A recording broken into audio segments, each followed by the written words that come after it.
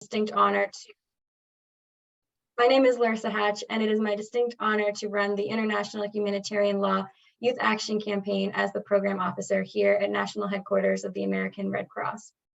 So before we get started, I just want to share a few housekeeping items. As you see, this will be recorded for those who can't join us, or if you want to ever view it in the future. It's a great opportunity to learn from our advocates to use for future campaigns. It will be posted on our blog site, which one of our advocates will drop here in the chat. We have a Rules of War blog Youth Action Campaign page where all of our recordings are hosted. We encourage you while we're going through this presentation to stay involved in the conversation using chat and the reactions to cheer on our advocates. Feel free also to ask questions using the specific Q&A feature, as we're going to have a Q&A portion at the end of all of our advocates' presentations. And at the end also of the questions, we'll have some open dialogue, so we'll be able to use the raise hand feature as well. We are thrilled we're able to host this first ever hybrid summit for you all this summer. Spanning the month of July, we hosted events both virtually with experts and special guests focusing on our next theme, all of which you'll hear about today, as well as having some in-person sessions, which you'll also hear about from one of our great advocates. While Gail McGovern, our American Red Cross President and CEO, couldn't be here with us today, she did want to share a few words of encouragement to kick off our showcase. So let's hear what she has to say. Hi, everyone. I'm Gail McGovern, and I have the privilege of serving as the President and CEO of the American Red Cross. I'm sorry I can't join you at today's event, but I am delighted for this opportunity to welcome you to the 2022 International Humanitarian Law Youth Action Campaign Summit Showcase. On behalf of the Red Cross, I want to share a big thank you to the incredible youth and young adults who are leading the global conversations that are part of IHL. I am truly grateful for the advocates and our youth volunteers for your commitment to IHL, and I can't thank you enough for going above and beyond to make this year's Youth Action Campaign such a resounding success. As the tragic armed conflict in Ukraine continues to unfold, you should know that your work to educate the public and your peers is an honorable task with real impact. You're part of Henri Dunant's and Clara Barton's legacy, and I am certain they'd be proud to know that the future is in such passionate hands.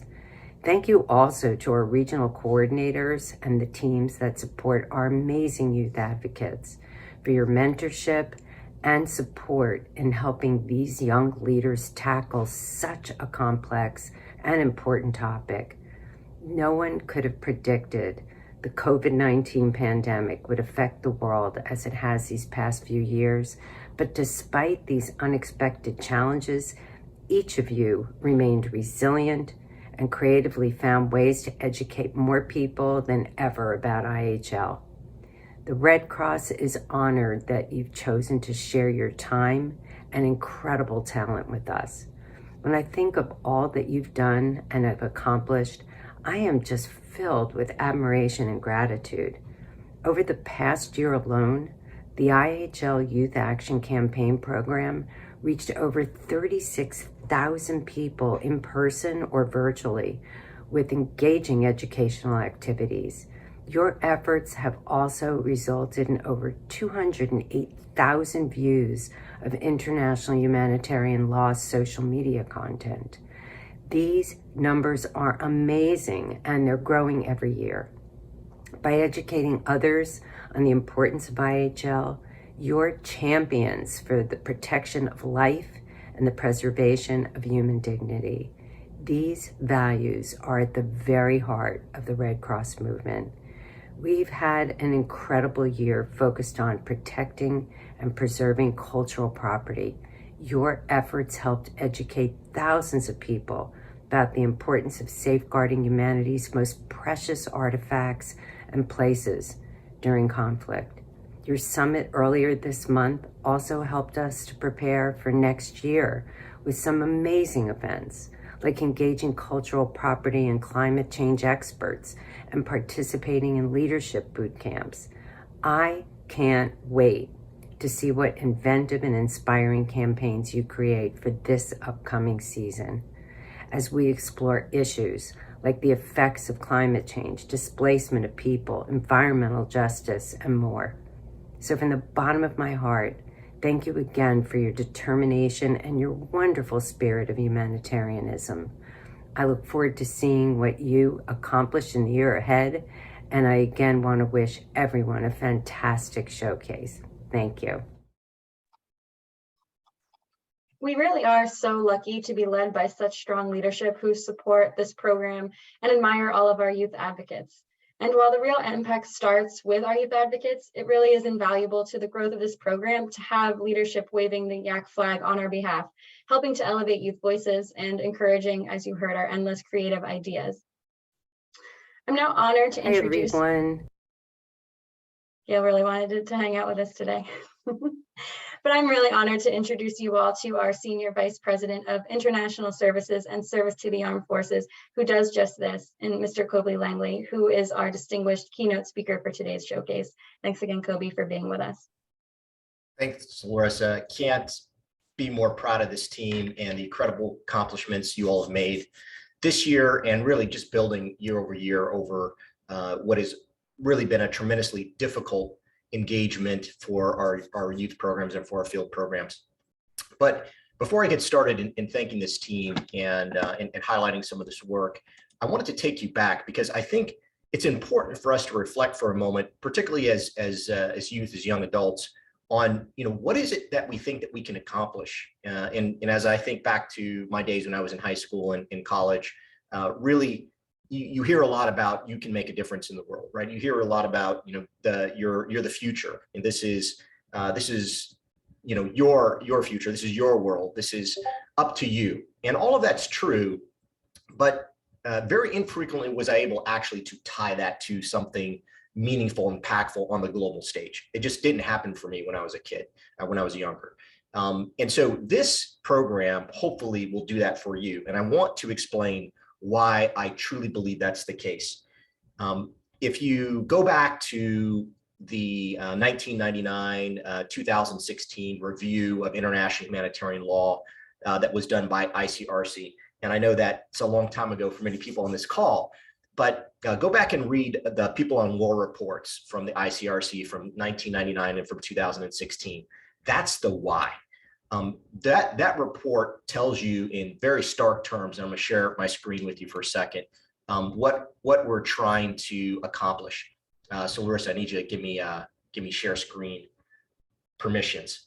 That gives you the opportunity to review the why. Why are we doing this work in the field? We know that this is a really interesting topic, and we also know that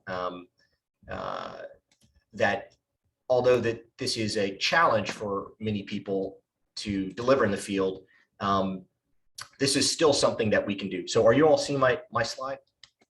You all see my slide? Yeah, it's loading up right now. There you go. Okay, excellent. And I want you to understand the why. Why are you actually doing this program? It's fun, it's engaging, it's important, it's topical, but we're really trying to change a dynamic in the United States, and you're a part of this larger effort. And I want you to know exactly where you fit in that scheme of things. And it all started here. Let's see. So if you look back in the 1999-2016 surveys, the question that was given to all Americans and many other countries around the world: do you think the Geneva Conventions prevent wars from getting worse, or do they make no real difference? And you see the idea that it makes no real difference went up from 1999 to 2016, from 36% of Americans believing it makes no difference to 41% of Americans believing it makes no difference. And I don't know, or I prefer to don't, went from 12% to 20%. So the prevents wars from getting worse went from 52% down to 38% of people actually believe the Geneva Conventions even matter, right?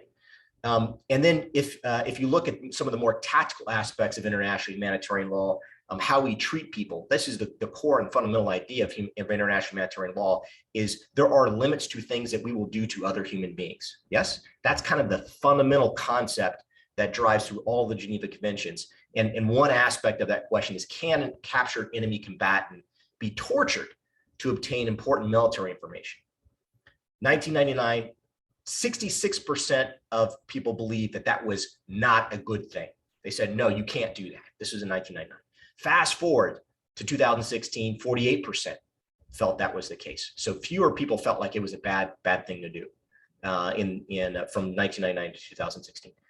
The question is, can a captured enemy combatant be tortured? Yes, that's okay. It's okay to do that. 28% of Americans believe that in 1999. In 2016, it went up to 36%. Thought that that was okay.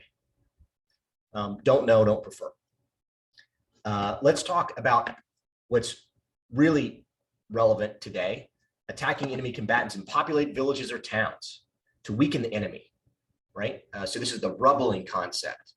If we attack civilian infrastructure, people, it will force acquiescence. Yes, that's the concept.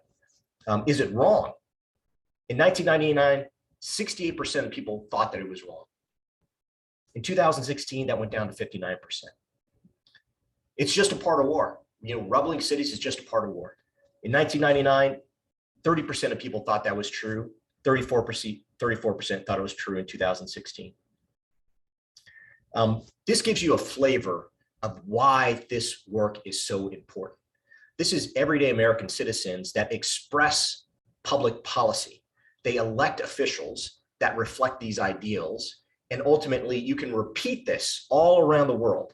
And thematically, you saw the same thing, a lack of appreciation and understanding of international humanitarian law. Therefore, a lack of respect of this fundamental and principal idea that there are limits to the things that we will do to other human beings in a war setting. So how do you fix this? How do you change people's minds? How do you get them to believe that these things are actually wrong? They're not the right things for us to be doing to other human beings. And ultimately, they protract international armed conflicts. Ultimately, they lead to people to not believe in the safety and security of combatants once they're captured. And therefore, they're most likely to do worse things to combatants on their own side. All of these things matter. And the work that you're doing in educating your fellow students, your fellow community members, helps us tackle this issue in an iterative way. But you're part of a broader movement. And I want you also to see how we approach these program design and these theories of changes in the American Red Cross, so you know where you fit in this broader scheme of changing ideas, thoughts, and minds.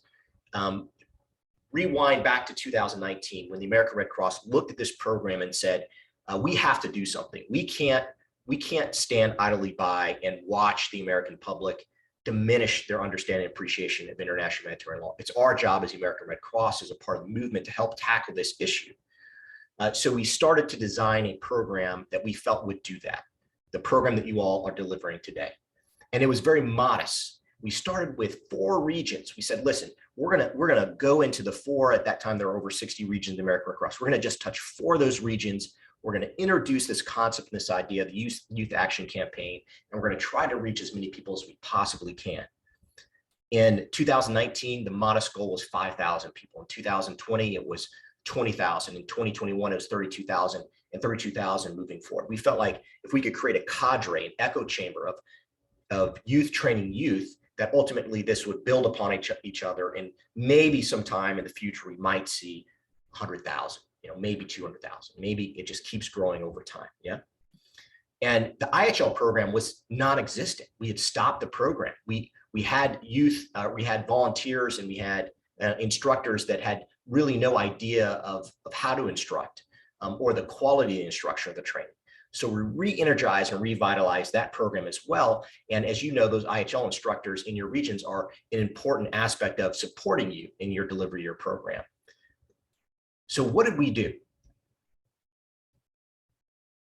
We set aside a plan. We said, listen, we're gonna go all regions, and we're gonna ask each region to voluntarily participate. And then we're going to mandate all the regions participate, and we're going to look for other partners. And then ultimately, we're going to look for other partners and continue to engage our youth, looking for 32,000 on a year-over-year goal. This is a real slide from 3 years ago. I didn't touch it.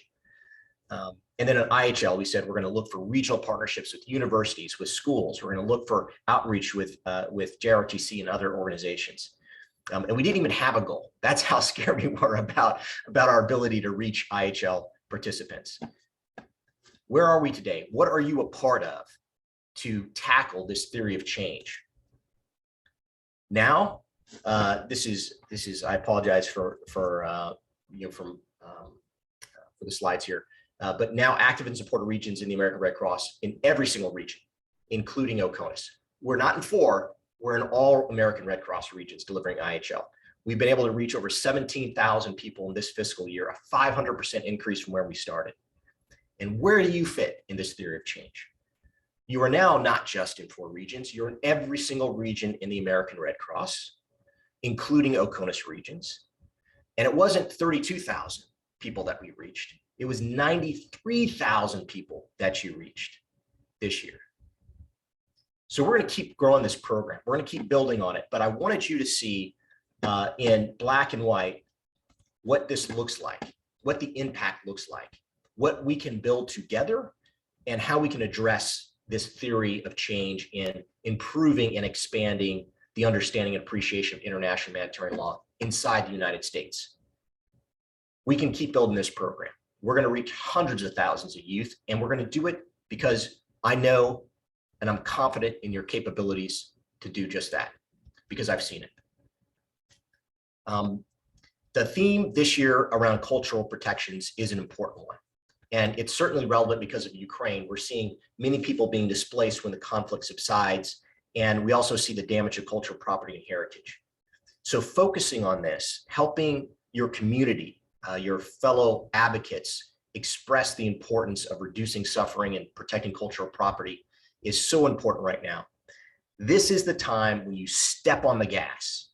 All eyes are on Ukraine. There are so many different international humanitarian law potential violations that are occurring. I'm not going to say they are violations. It's not my job to say they're violations. It's my job to give you the tools and resources for you to discuss whether there are violations or not.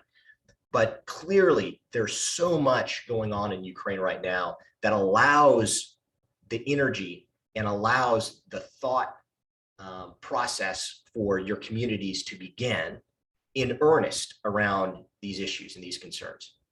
So the impact on cultural property is complex. There's no easy solutions, which makes it fun to talk about. It makes it energizing to talk about. You have so many different tools and resources at your disposal, thanks to Youth Action Campaign, to get your communities engaged and energized. And yes, having fun doing it is important. Learning should be fun, but ultimately, again, what we're trying to achieve is a change in the community's thought process about international humanitarian law. And each one of you are future leaders, and ultimately, each one of you will be an integral part of protecting international humanitarian law and cultural preservation in the future. I also want to say that I recognize and realize that the pandemic has been really challenging for a lot of you in delivering the services, and it presents challenges to our daily lives as well. But your teams in the field remain agile, even in the face of uncertainty and unprecedented challenges. You were able to maintain your lessons learned in a virtual environment, and you were able to take steps to revive the in-person activities once COVID-19 began to open up a little bit, or the restrictions of COVID-19 began to open up a little bit. And those efforts paid off in a huge way. Collectively, you've been able to reach more than 40,000 people in person and over 230,000 people online.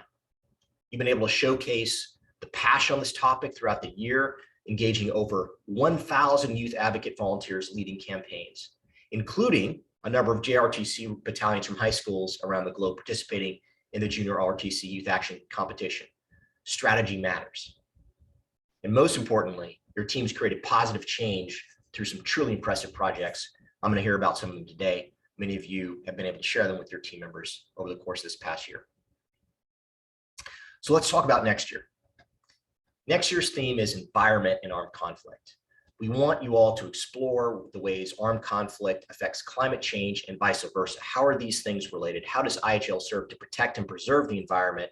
And how do efforts to prevent damage and destruction of the environment, how do those efforts serve all of humanity?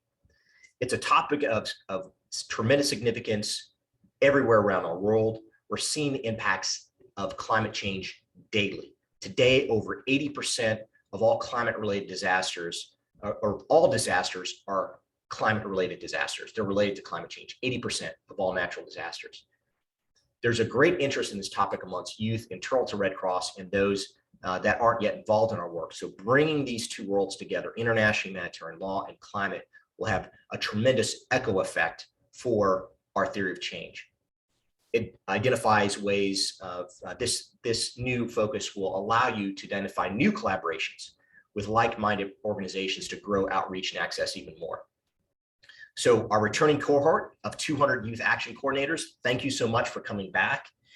This theory of change doesn't work if you don't come back. It's a build upon build model over time. You don't go from 5,000 to 100,000 to 250,000 online without a dedicated group of volunteers that continue to engage. We're excited to see all of you to continue your aspiring efforts in IHL while helping us extend this reach and impact of the program. Please keep it up. I'm looking forward to hearing about next year's success. So with that, I'd like to say thank you again for so much for helping us along this journey.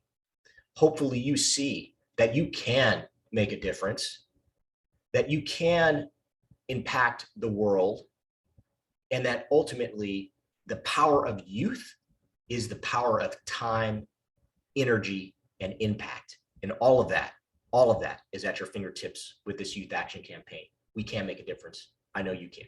Thanks. Thank you, Kobe, for your support, your ongoing encouragement, sharing those slides. I think it's really interesting that, 3 years ago, we had no idea how it was going to be, and we're beyond that. And like Kobe said, it's because of all of you. If you're new to our program, hopefully this gets you excited to want to be a part of this. Like Kobe said, those stats are telling a story about what the American public believes, and it's all of you as advocates that are changing the narrative. You're influencing global conversation. That is a big feat, and those numbers show that you're making deep impact for people you may not never meet in your entire life, but you're changing lives across the globe. I know that Kobe will agree with me when we talk about these large figures, 230,000 online. We know youth are kind of moving to that model of spending time on social media.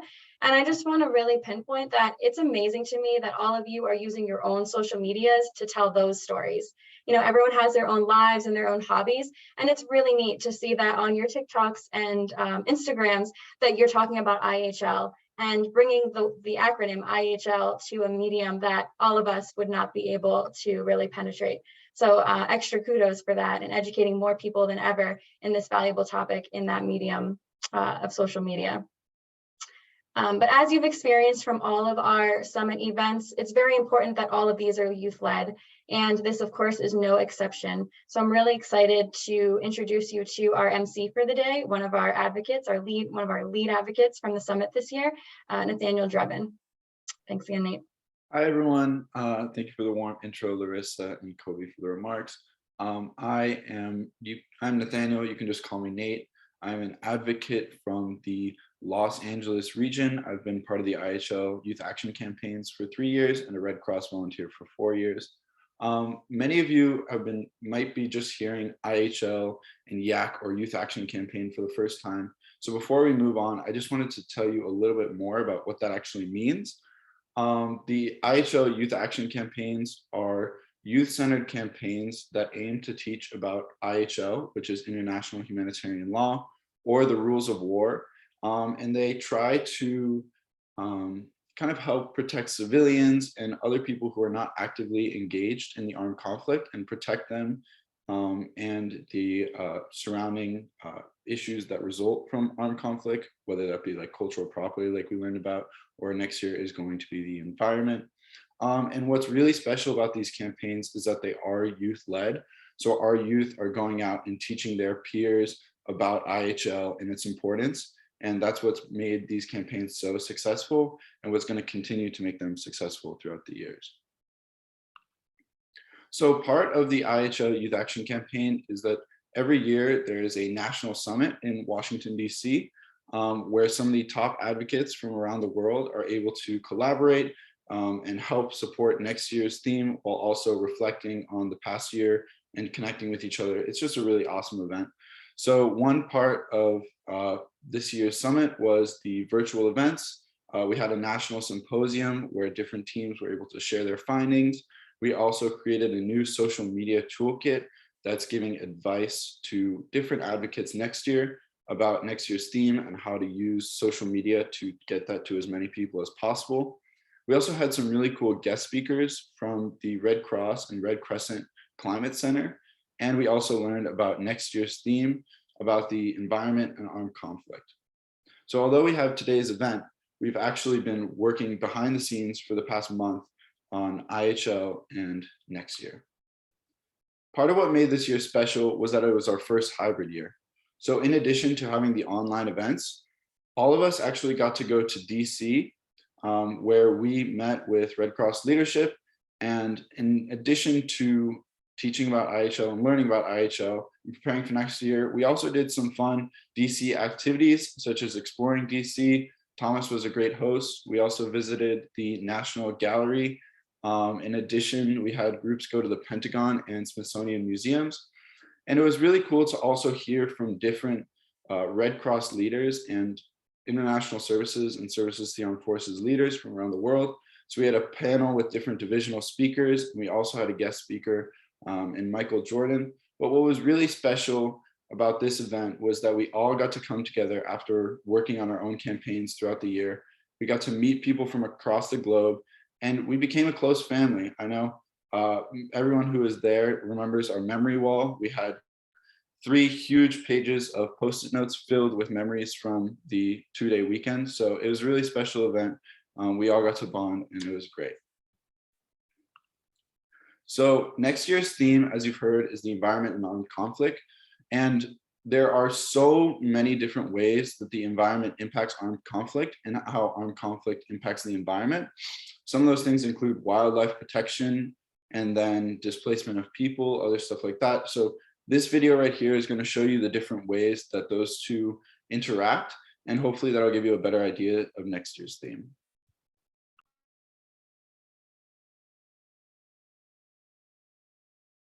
The devastating impact of armed conflicts often stretches beyond direct human suffering. In the wake of wars, we see damage to natural resources, biodiversity, sustainable reconstruction, further reducing resilience to the climate crisis. Massive damage to urban areas in Syria and Iraq.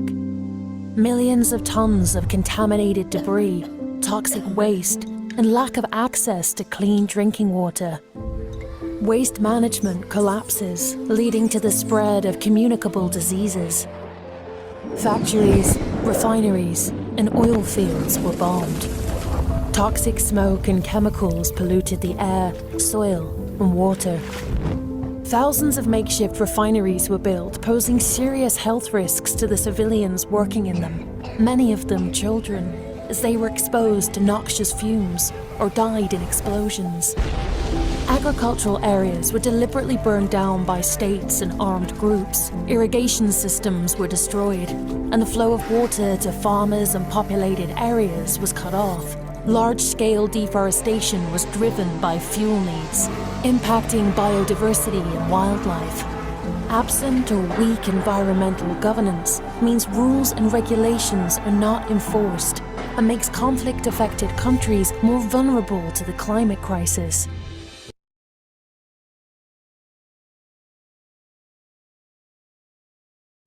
So that was just a quick introduction to next year's theme, and we hope that you all join us next year to learn more about it and teach more about it to everyone, because it is such an important and pressing topic for our generation. So now we're going to get started with presentations. These are presentations that these advocates have been working on for the past month. They're really awesome to share their findings from the different divisions that they're representing. So first off, we have the Swarm division. And presenting will be Sarah and Emily. Take it away. Thank you so much, Nate. Hello, everyone. My name is Sarah Coker, and presenting with me is Emily Wang.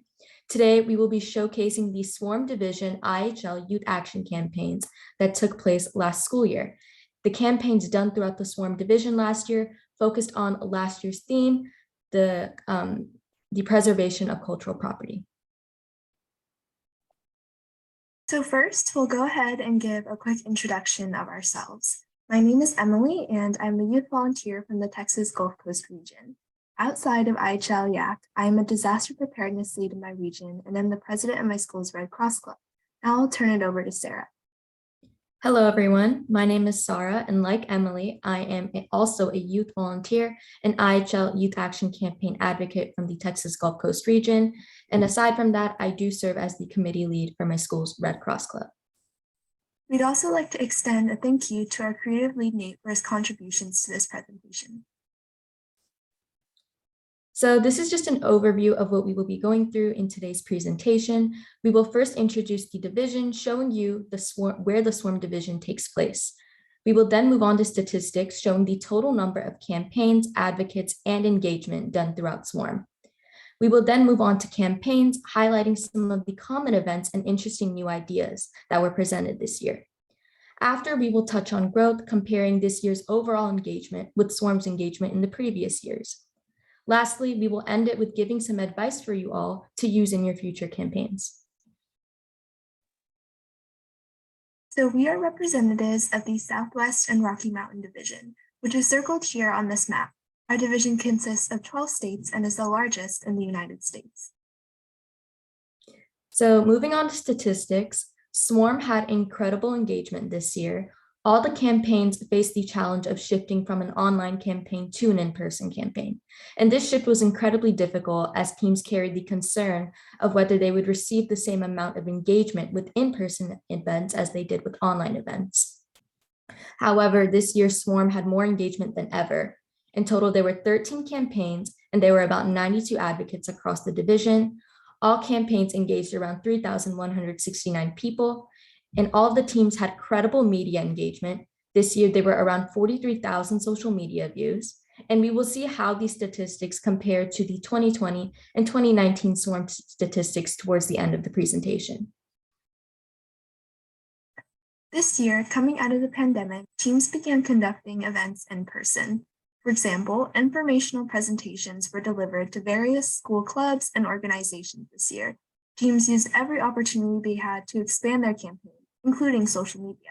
Almost every team used social media platforms such as Instagram and TikTok to reach wider audiences. Many teams also held their own art, photography, and essay competitions in their schools and communities.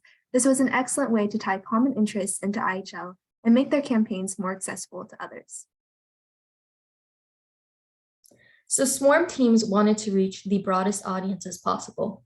Transitioning from an online campaign to an in-person campaign, teams kind of had to navigate through planning a hybrid of in-person events and online events. Some of the in-person events planned to teach audiences about cultural property and the history of IHL were movie nights, trivia nights, and escape rooms. These activities were excellent as they received lots of engagement and introduced the topic of cultural property in an easy, approachable manner. As all teams put their own unique twist on common events, some teams went out of the box and thought of interesting new ideas. So one of these teams is the Coral Academy Youth Action Campaign team from the Utah and Nevada region. This team filmed and produced their own short film about IHL.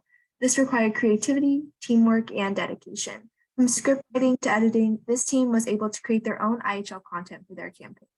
Through the short film, this team was ultimately able to inform 53 individuals about IHL. The Humanitarian Heritage team from North Texas hosted a talent show. This was a creative way to teach participants about the importance of culture while allowing them to showcase their cultural talents. Overall, this was an incredible way to teach an audience about IHL, and with this event, the Humanitarian Heritage team was able to engage audiences outside of their campaign and outside of their school. Another school that came up with an interesting new idea was the Pebble Hills High School Youth Action Campaign team from the Central and South Texas region. This team created themed events centered around holidays. For example, on Valentine's Day, they handed out lollipop flowers with IHL facts written on the petals. They also hosted a ring toss activity, which attracted students from around the school. They did this for Easter too, when they hosted an egg hunt to test the knowledge of participants on IHL. This team was able to create engaging events that drew in other young people by relating IHL to a holiday. Through these events, the Pebble Hills High School Youth Action Campaign team was ultimately able to reach 337 individuals. Transitioning from a virtual campaign to an in-person one is challenging. For Swarm, this meant that teams would now have to focus on creating a hybrid of in-person and virtual events for their audiences. All teams did an incredible job in creating fun stimulations and activities. The range of activities that were introduced throughout the Swarm campaigns this year were creative and easy for people to engage in to develop an understanding about international humanitarian law. From understanding different cultures through bingo to learning about the preservation of cultural property through cup towers, all the events show that advocates put time and effort into their campaigns. We initially set out to teach as many people in person as possible. Coming out of the pandemic restrictions, teams in the division used every opportunity they had to share with their peers. Teams transitioned from virtual to in-person events successfully and were able to grow engagement from the previous fiscal year by 55%, with an increase in total views and interactions over 16,000. This is also a growth of 1,227% from the statistics from 2 fiscal years ago. Although we had less campaigns, each campaign was larger and more successful due to increased creativity and collaboration this year. So moving on to advice, the first piece of advice that Emily and I would give is to begin planning in advance. Planning events and social media posts for this campaign can be very challenging, especially with our primary audiences being youth. So taking the time to ensure that each event and social media post you direct is engaging can bring in more participation. The second piece of advice we would like to give is to create links. What we mean by this is taking the topic of international humanitarian law or the preservation of cultural property and connecting it with something more common and fun, like a movie night or a board game.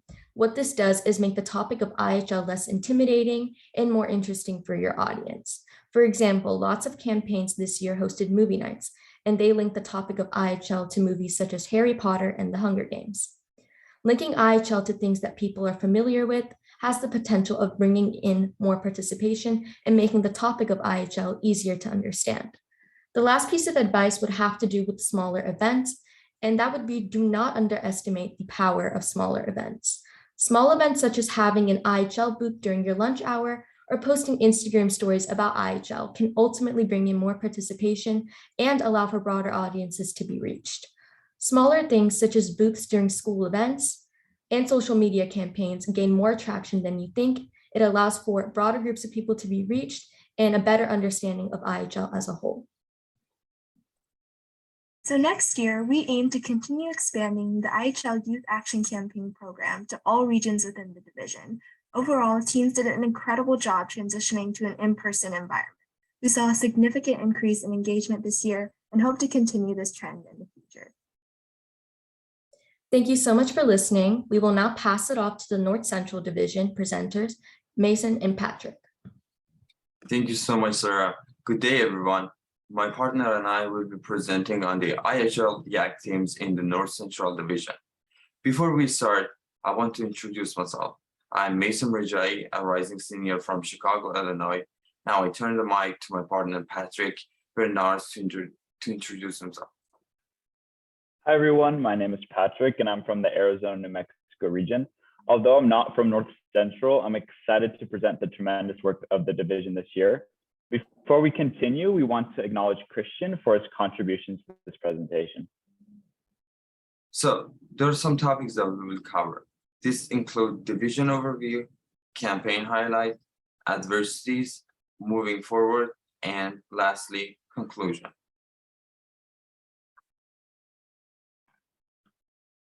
So circled here is the map of North Central. An interesting fact that I found about the division is that in the 19th century, regions in this division would hold concerts for returning soldiers. Today, however, we'll specifically focus on the work of 5 IHL YAC teams from 3 states in the division. As you will learn, they overcame adversities to execute beautiful, impactful campaigns that inform their communities about IHL by breaking it down and connecting it to more familiar topics. And this, Maysam and I want to impart to you today. Thankfully, this year saw a return to the classroom and in-person events. While the medium shifted away from online, advocates were smart. They did not forget the benefits of online communication. For example, Southeast Michigan IHL team was able to record a video of them presenting on IHL. From there, they collaborated with teachers to show the video during classes. Doing so allowed them to reach a great audience of over 500 people, an astonishing number, a number much greater than if they individually presented to students.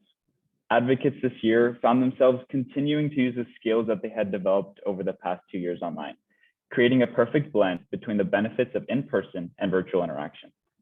Also, on the right, you can see a snapshot of the type of event that we missed the past 2 years. The Now West High School team held in-person seminars connecting the abstract ideas of IHL to more familiar, concrete historical events, like the Russian-Ukrainian conflict or Guantanamo Bay. And in the process, they reached 42 people. To really see the power of connecting IHL to familiar topics or interests, we can take a look at Valparaiso University's campaign. In their campaign, they broke down IHL and connected it to one of the most popular interests, art, and one of the most popular historical events, World War II. Two truly brilliant ideas. On the left, you can see the art showcase, where over 50 people made IHL-related art, and in the two pictures to the right, you can see a snapshot and flyer from a drawing event, which was personally my favorite. So in this event, they drew abstract art related to famous artist Jackson Pollock, because during World War II, his pieces of art were targeted by Nazi soldiers. This shows the power that planning and creativity can have in the impact of a campaign. In this way, knowledge about IHL becomes an essential, interconnected piece in the broader history of mankind. While the focus did shift a little away from social media this year, I have to acknowledge the way that North Central used social media to promote events and educate the communities. On the left, you can see a flyer that promotes Valparaiso University's Paint Like Pollock event, while to the right, you can see Valparaiso's use of hashtags and their breakdown of IHL principles. And overall, North Central reached 5,884 people, with 3,847 interactions coming in person and 2,037 coming online. But as many of you already know, the impact of this program is not measured by the numbers, but by the stories shared and lives changed. In some cases, advocates even hold a deeper personal connection to the principles and stories they share. They strive to better the lives of people who are in a situation they might have once been in. And with all that said, I want to pass it back to Maysam. The most important piece of initiating and being part of a campaign is the self-identity. Self-identity is to be able to know your purpose and your role in the campaigns. Once we have that self-identity, we find purpose and we find ways to get to those destination points. However, these destination points are not always straightforward and visible. We encounter adversities. Encountering adversities and their solution are part of the North Central campaign.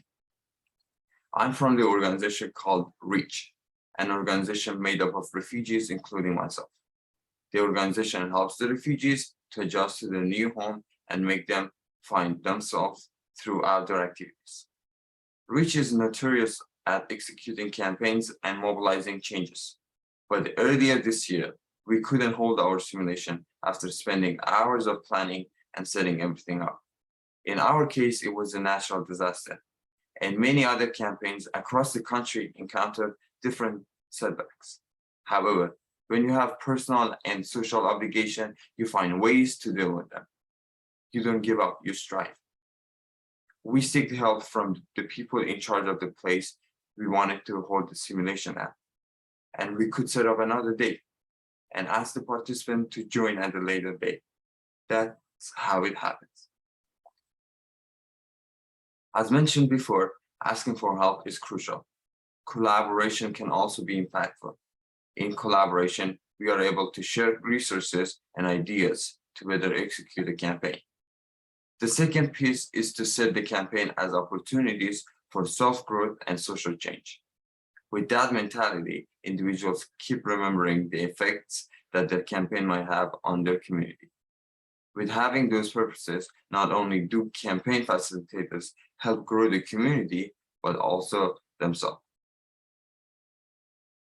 Overall, we are proud of North Central work this year. They perfectly blended in-person and online interaction while illuminating a true power of connecting IHL to everyday ideas and events. In the future, we are excited for North Central to translate its impactful campaigns to 6 more states, and do so by expanding to more colleges like Valparaiso University. As I pass it off to our friends in Southeastern and Caribbean Division, I want to say thank you. Thank you to everyone who participated in the North Central Division this year.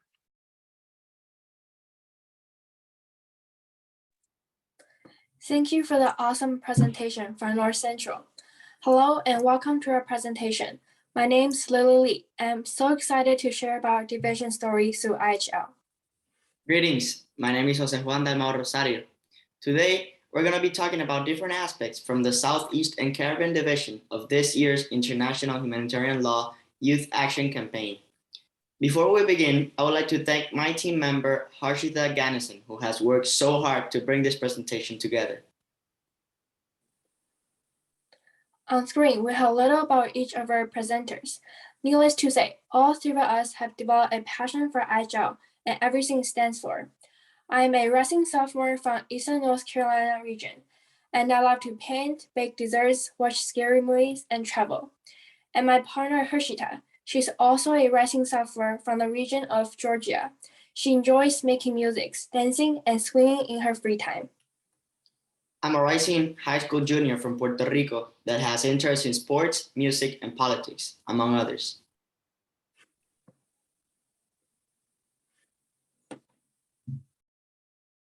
The Southeast and Caribbean Division consists of 7 states and a Commonwealth: Tennessee, Alabama, Mississippi, North Carolina, South Carolina, Georgia, Florida, and the Commonwealth of Puerto Rico. Within this region, there were over 315 IHL YAC advocates in participation. This first pie chart shows the online engagement within the CCAR division. We noticed that certain regions focus their work on online engagement and others turn their focus towards in-person events. All the regions did exceptionally well, but we would like to highlight that the Central Florida region contributed over 67,000 virtual interactions. We mainly saw events such as movie nights, guest speakers, and communication through Instagram and YouTube.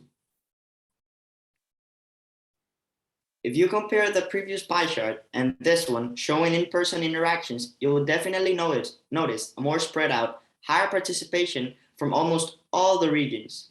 It was harder to host these events as they require more planning and cooperation, but it was more successful in the end. One of the challenges we face is geographic location. Our campaign consists of advocates around the Southeast and Caribbean Division. As you may know, teamwork and connection with each other is important to establish a successful campaign. However, the geographic location between each of the advocates leads to the problem of time difference. We resorted to share a Google Drive with updates for all the team members to catch up on their own time, and we also send out meeting reminders. Another challenge that we face is COVID-19. The pandemic has restricted our access to many in-person events, since we had to follow social distancing and in-person contacts with others. But in-person events are also crucial in the process of building a campaign and getting to know each other. This situation also made us adapt to new social routines, like sitting in front of a computer the entire day. Lastly, a relative new program is another challenge we faced. Building a youth action campaign of the American Red Cross is new in some of our regions, so it's hard to start out with lack of experience, resource, and knowledge. So at first, we had to be trained or guided because of feeling of insecurity and not doing the right thing or not being effective. However, all the challenges we face are actually great experience we gained throughout the process, and we managed to overcome them with our teammates, hard work, and a strong belief of not giving up. Highlights and past campaigns include many of our division's awesome projects. On the screen, you can see a cookbook made by the Pinview High School Red Cross Club. Each of their team members write out a recipe of their hometown traditional food, such as the food from Hungary, India, and China. They also included IHL facts and is important in the cookbook and explain their own relation with IHL. The next project is from Berkeley Prep High School in Central Florida. Each of their in-person events reach about 11 people. Their first event was a workshop explaining what IHL is, and they played Ihl related to IHL. They also hosted case studies and engaged with their attendees about conflict currently taking place in our world. The next up is a project from Seminole High School Red Cross Club in Central Florida. They had an in-person IHL Red Cross meeting, which reached 11 people, and the launch campaign, which reached 212 people. They have a total of 1,690 social media activities and make creative brochures and posters to share on social media and at their own school. Last but not least is a project from Riverview High School in Central Florida.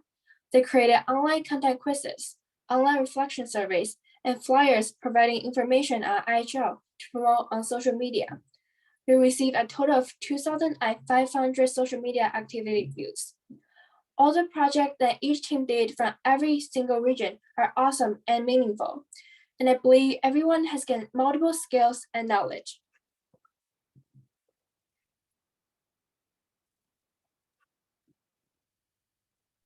In addition to the excellent work our fellow American Red Cross Southeast and Caribbean Division IHL YAC advocates did, we are going to talk about our own experiences, which is why we wrote a little bit about what we went through as a part of this project and what our campaign was about. Beginning with myself, my team and I created a campaign called Pitires from the Puerto Rico region, where we did different things. First of all, we introduced the concept of international humanitarian law through methods such as educational presentations and games.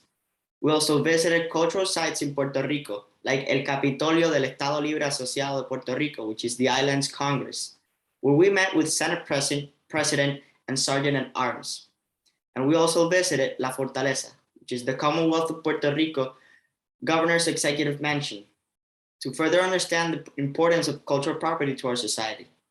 This understanding really helped make our campaign better and heighten our dedication towards IHL. In total, we reached over 100 students with in-person events and 850 people on social media, including our family and neighbors. Humanity exists everywhere, which is Harshita Ganesan and her team's campaign was social media based, although they are planning to incorporate more in-person events next year. They had a lot of virtual events such as Harry Potter movie night and discussion, as well as a virtual breakout room. They also talked to over 100 students within their classes and then personally connected with people to increase their interest in the program. In addition to this, they created a website which featured blogs, posts, community discussion areas, and a YouTube channel. Last but not least is my campaign from the Eastern North Carolina region. We have both in-person and virtual activities, as well as some virtual events occur in some movie nights and Jeopardy nights. We got over 4,000 engagement in our virtual activities and social media engagement. Our team hosted bingo nights, movie nights, and Jeopardy nights. Each event consists of lessons presentation for our team members, and followed by game sessions or movie session that enhance our attendees' understanding of IHL. Afterward, we compared the pre and post survey and found that many attendees have learned much knowledge about IHL and also improved on their understandings. And the flyer of our bingo night is actually displayed below. The rules of education are bitter, but the fruit is sweet, said by Aristotle. Likewise, while building our campaigns and planning our events, among other things, was undoubtedly hard. What we gained from this was so much more. All three of us, and I'm sure many others who participate in this campaign, came out of this journey with much more knowledge about IHL, as well as leadership skills such as creativity, teamwork, and time management. This is a life-changing experience for all of us, and I hope we gain inspiration and passion from today's presentation. It is very important to spread the word and teach the community about IHL, as it is a topic often unheard of, but crucial to our community. Thank you. Have a great day. Now, I'll pass it off to the Pacific Division team. Thank you, Jose and Lily. That was a really amazing presentation. And now me and my partner will be presenting about the Pacific Division and what our teams did this year. Before we begin, we just wanted to quickly introduce our Pacific Division team.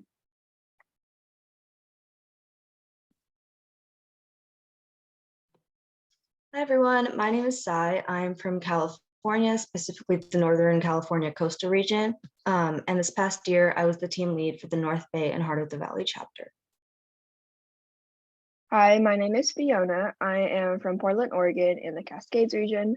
I'm a rising high school junior, and this was my first year participating in this program. Although he is not presenting today, Luke was our creative lead, so we want to thank him for this great slideshow. And he is in Los Angeles, California. He is an incoming UCSB freshman, and this is his third year in the IHL YAC program. And here's just a quick map before we start talking about our actual campaign. We want to show where we are situated. The Pacific Division covers California, Washington, Oregon, Idaho, Montana, Alaska, and Hawaii. And this is many states, and we are excited to talk about what all of our Pacific Division team did this year. So before talking about the specific events, we looked at all of the teams from the Pacific Division, and we kind of summarized the goals that these teams talked about. These were goals that they set before starting their campaign, and we summarized them into teach, support, and inspire. Teach has to do with just spreading awareness about IHL, as well as the impact it has on the preservation of cultural property. Support has to do with supporting those who are currently experiencing armed conflict or who are currently being affected by IHL through things such as encouraging messages, as well as fundraisers. Lastly, inspire is getting others excited about IHL and hosting a fun events that want to get others to learn more about IHL. So the first aspect of the campaigns that we'll be talking about is social media, and the social media platform that most teams used was Instagram. So teams made both informational and promotional posts and stories to educate their audience about IHL, and the promotional posts were made so that they could bring more people to their events. So after they posted an educational post on their Instagram, teams put quizzes on their Instagram stories to engage more people as they could apply what they learned from the posts or the stories. And you can see some examples up here.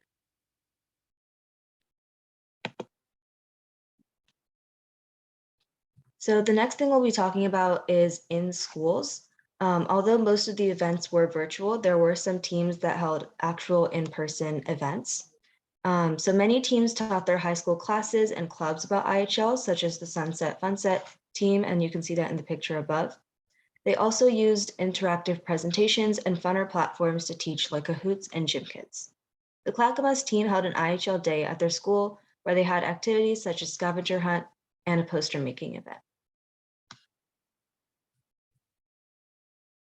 So here are some of the virtual events that our teams held. They held movie nights where the attendees watched a movie and then had a discussion about how IHL was used or portrayed and if one of the 4 principles was broken in the movie. Some of the movies that people watched were The Boy in Striped Pajamas, which takes place during World War II, and Pixels, which is about aliens invading Earth. Bingo nights were another type of event. Important IHL terms and their meanings were called out, and then the attendees would mark them on their bingo sheets. Teams also held escape room events, and these were virtual rooms that the participants had to work together to get out of. A different type of event that teams used was scavenger hunts, and the scavenger hunt had each person submit photos of items that they represented each element of IHL. And one of my favorite events that the teams held was the SpongeBob themed IHL Choose Your Own Adventure, and they even made the slides SpongeBob themed, so I thought that was really cool. So these are some of the more creative events that our teams held.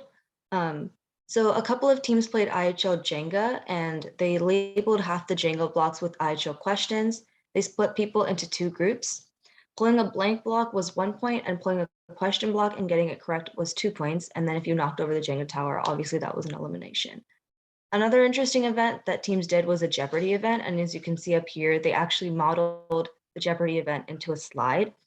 And they split the questions into 5 categories with different point values, and the questions got more difficult as the points increased.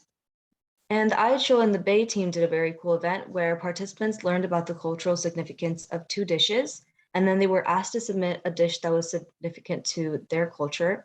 And the team took all of those recipes and detailed the recipes and cultural significance in their own team's recipe cookbook. And the same team also held a UNESCO simulation where they educated attendees about UNESCO's 10 criteria for protecting cultural properties. The participants were placed in teams and asked to create a unique cultural property, and then they had to explain why it should be protected using the guidelines given by UNESCO. So now that you have heard about the different activities that our campaigns held, we want to talk a bit about our statistics this year. So throughout the entire season, we gathered 54,000 online engagements, as well as 13,000 in-person engagements. And this gave us a total of 67,137 engagements, which is really impressive and really cool to see. So obviously we did meet our goals. We were very successful this year, and we were able to teach, support, and inspire people about IHL. We presented both in person and virtually to help teach, as well as hosting many fun games that are related to IHL to get people interested. And we also supported those in Ukraine through encouraging cards and fundraisers. So now we want to end our presentation off with some obstacles and some things that teams learned from these obstacles.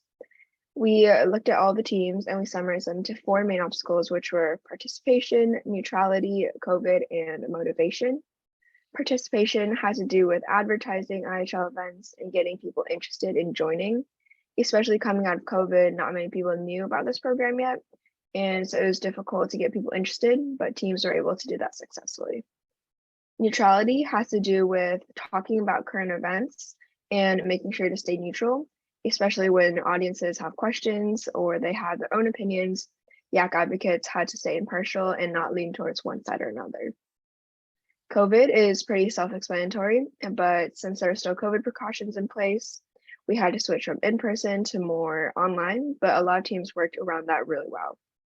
Lastly is motivation, which has to do with the internal team structure and making sure that all the campaign team members were engaged and motivated to keep campaigning. And we also had to make sure they're motivated and engaged in their campaigns. Although teams faced a lot of obstacles this year, they also learned a lot, such as discovering, collaboration, connecting, and public speaking. So discovering had to do with learning about yourself and also learning more about the Red Cross mission and knowing how IHL applies to the real world. Collaboration had to do with working and cooperating with your team members, as well as working with others in presentations or different IHL events. Connecting had to do with branching out and reaching out to different organizations to look for opportunities to present or host different events. And this meant that a lot of team members had to step out of their comfort zone and do something they weren't necessarily familiar with. Lastly is public speaking, which is also pretty self-explanatory, but it has to do with presenting to others, presenting to a wide range of audiences and being comfortable in doing so. And these are just some of the lessons that we learned and summarized from all the different teams. So thank you so much for listening to our campaign. We hope you enjoyed, and now we would like to pass it on to our friends in the Europe division to talk about their campaign season.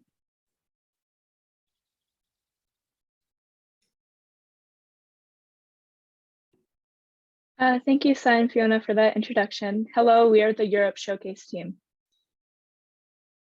Hello, I'm Cordelia, and this is Sarah Tubar.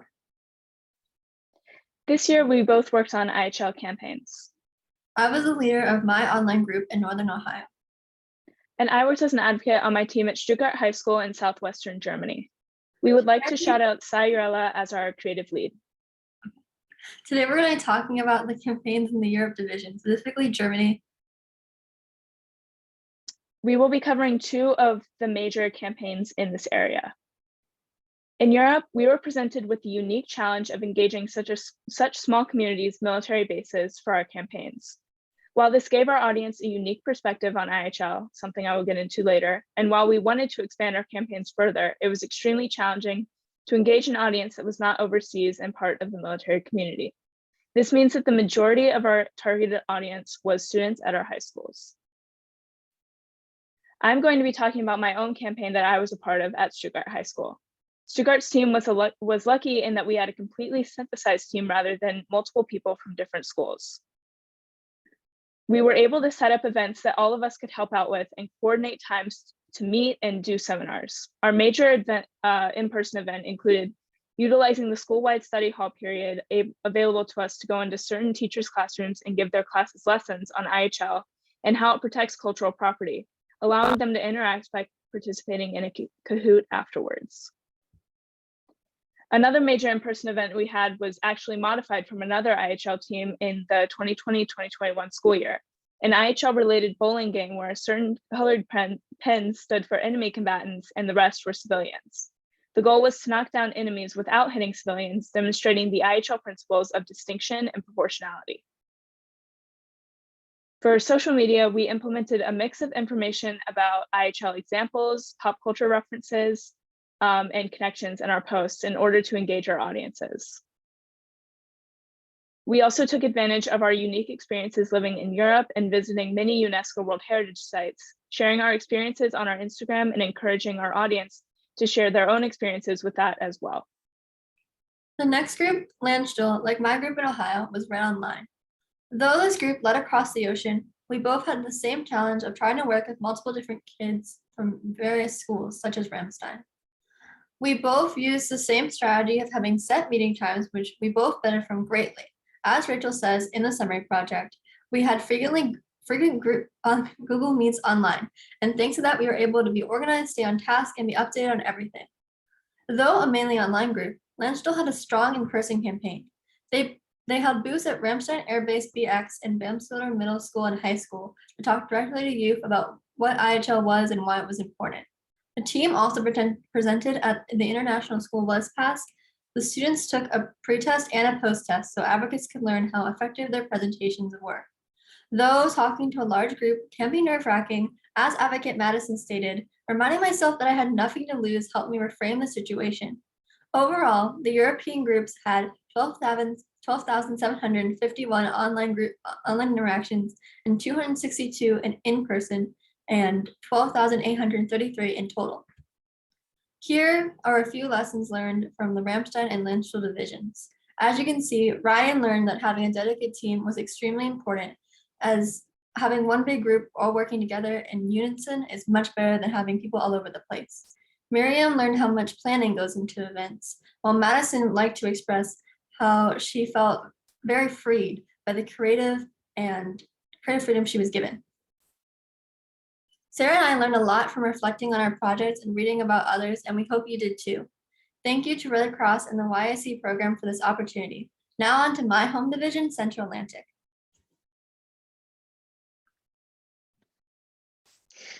Great job from the Europe team. We'd like to take you guys back overseas to the Midwest region of the US and talk about the achievements of the Central Atlantic Showcase team.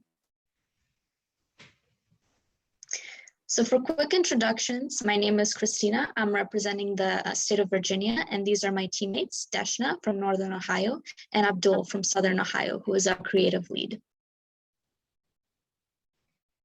So as mentioned, we are the advocates representing the Central Atlantic Division of this year's IHL Youth Action Campaign. The Central Atlantic Division is composed of 10 teams from 6 different regions.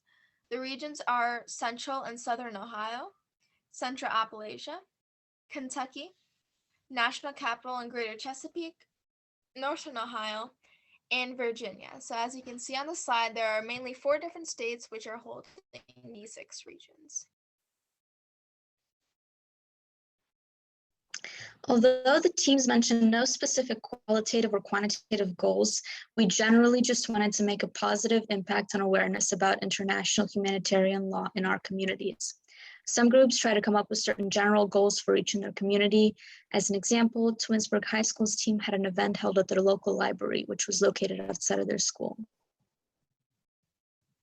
So again, while groups didn't have specific quantitative goals, everybody in general wanted to see progress throughout their campaigns.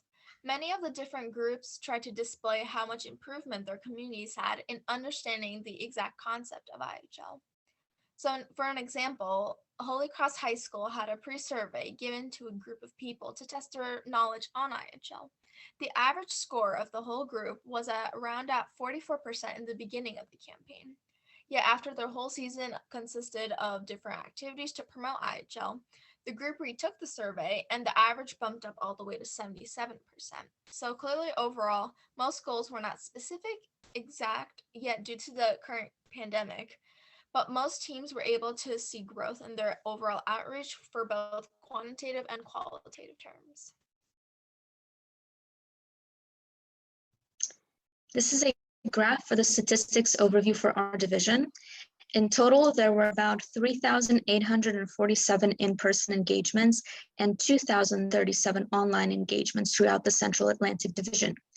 Most teams typically had more in-person than online engagements, so there were some cases of the opposite happening. Some teams had extremely successful turnouts. For example, the National Capital and Greater Chesapeake region had the highest online engagements with a total of 1,031. And meanwhile, the Central and Southern Ohio region had 1,237 in-person engagements, the highest for in-person. In general, our division really stood out in terms of tons of in-person engagement despite the ongoing pandemic. Every team used the best of their efforts and resources and time to be able to reach this huge goal. So major props to all of our fellow Central Atlantic teams. So there were definitely many different common trends that the Central Atlantic group held throughout our campaign time this year. The first one was consisting of active posts and series being made on social media. An example is Peak of IHL from the National Capital and Greater Chesapeake region had a Wednesday World series posted every Wednesday, in which they basically talked about cultural properties around the world and their main importance. Another common trend throughout the region was the major usage of technology for organization purposes. Many groups use platforms such as Google Classroom and Sheets to keep their data and information for events in order. This allowed even virtual teams to be able to have lots of access to the campaigning process of their group just past social media.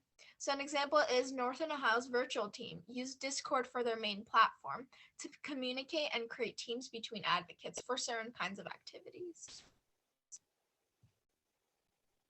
We'd like to discuss some unique practices the teams had along with good methods used in general for a successful campaign. One of the first methods was working with other American Red Cross groups. At least one team reached out to Red Cross clubs at learning institutions throughout the area to organize informational sessions. For example, the Virginia IHL team worked with the University of Virginia's Red Cross Club to talk about how international humanitarian law affects the current Ukraine crisis. They brought Ukrainian speakers to discuss the cultural property currently being endangered in Ukraine. Another good strategy was use of a variety of social media. The majority of online outreach was done through Instagram and TikTok, which allowed groups to reach a diverse range of individuals throughout their communities. A standout was Twinsburg High School team, which achieved the highest view count in the division to their social media with 15,564 views and over 500 Instagram likes in total. Third one was using behind the scenes posts. Some clubs used certain posts to be able to display the preview of the process of building in-person campaigns and promoted their advocates' efforts in certain activities. This got the audience to understand and see the reality of campaigning and the hard work being done by youth advocates, which promoted more interest and engagement from the audience. So now getting into challenges, one major issue faced in general was everything going virtual. So to overcome this, groups tried to use a combination of Zoom and Microsoft Teams to meet and organize certain events. Even so, it was tough for some teams to do in-person activities outside of just their small community. Despite this, groups such as the virtual team from Northern Ohio used this to their advantage and based themselves virtually, but recruited members from across different cities nearby. Another problem was trying to have consistent engagement and greater outreach.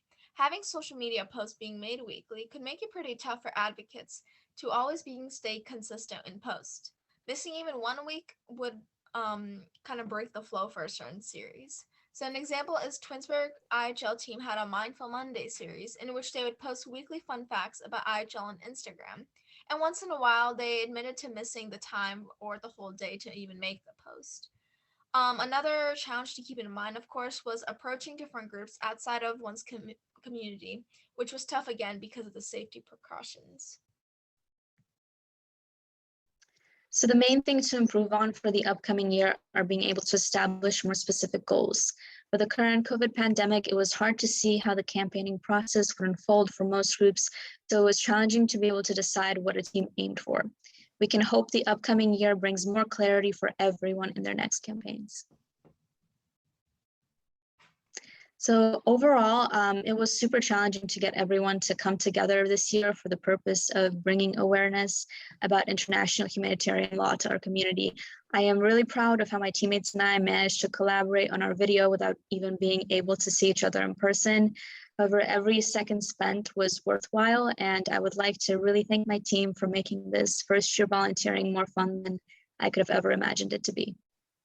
Same here. This year definitely had lots of its ups and downs, but I'm super impressed on how everyone has managed to use their resources of technology and connections to continue strong campaigns with lots of different ways of outreach. Despite the pandemic, most teams in the Central Atlantic Division had more in-person engagement than social media. This goes to show how everyone has worked super hard to the best of their abilities. Great job, everyone. So again, thank you for your time, everyone. With that, we'd like to pass it off to the Northeast Showcase team. Hi, hello everyone. We are the Northeast Division, and we're very excited to tell you all about the great work the advocates did in this division have accomplished. Today, we're presenting the Northeast region, which includes New York, Pennsylvania, Massachusetts, New Jersey, and the northern New England area. This area consists of Maine, New Hampshire, Vermont, Connecticut, and Rhode Island. A little bit about us. Now, I'm Arya Patel from the northern New Jersey region, and I'm a rising senior in high school. I have been volunteering for the Red Cross for the last 4 years. I'm Yasmin Bader from the Massachusetts region, and I'm a rising senior in high school. We would like to spotlight our creative lead, Destiny, for her contribution to this presentation. Our division was able to reach out to 1,987 participants in both in-person and virtual events. One of the photos on this slide captures the regional IHL coordinator from New Jersey. She presented to the members of the Parsippany High School Club on the basics of IHL. The picture next to her is from the actual event held in the media center, and there were about 15 participants in this event. On the right-hand side of the screen, there are 2 sample social media posts that one of the Massachusetts teams produced. The post at the very top speaks on what happens when international humanitarian law is violated, and the post below is an interactive created by that same Massachusetts team.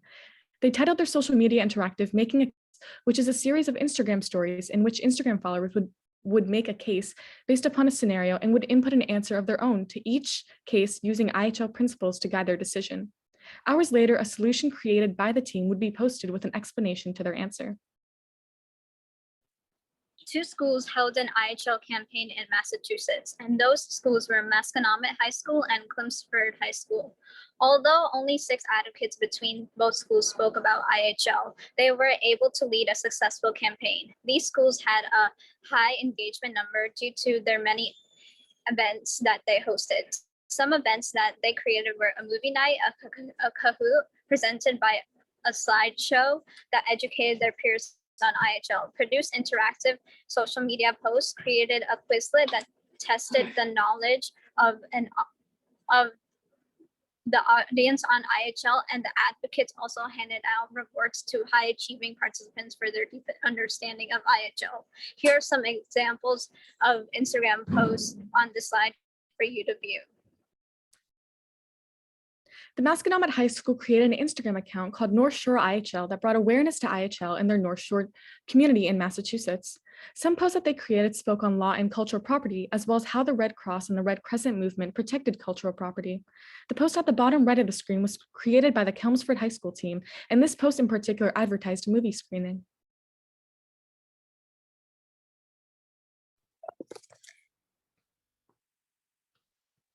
There were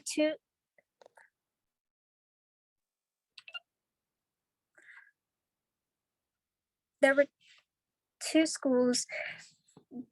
The goals of the Massachusetts campaigns were to educate the public on IHL and the 4 principles, and to discuss the movable and versus immovable objects in cultural poverty, and to increase the communication on international conflicts and disasters, and to educate their community on IHL and encourage volunteering, leadership, and responsibility. There were 2 schools from the New Jersey region that created IHL campaigns, Parsippany High School and Union County Vocational Technical School. In total, there were 5 advocates between the 2 schools. Some events they hosted were a Two Truths and a Lie game, a guest speaker event with Anush. They also publicized the annual IHL essay and art competition. In addition, the members created infographic posters. Then they hosted an intro to IHL quizzes. The final thing that the New Jersey region did was to spread awareness about what was happening in Ukraine using an article that a Red Cross staff member shared with them. Using the article, the members took notes on it based on what all of the occurrences happening in Ukraine. The picture to your right is from the event, the True Truths and a Lie game, which was held on Zoom, and the picture to your left is some notes that a member took from the Ukraine article. Here is an example of a poster created by a member on the basics of IHL from Parsippany High School. The next picture shows the results of which a movie the members wanted to see. So the members were sent a Google form and submitted a response. The Google form got 40 responses, which showed that there was more online interaction in the campaign. Different campaigns in the Northeast Division used trends and themes to make their projects strong and to engage their audience.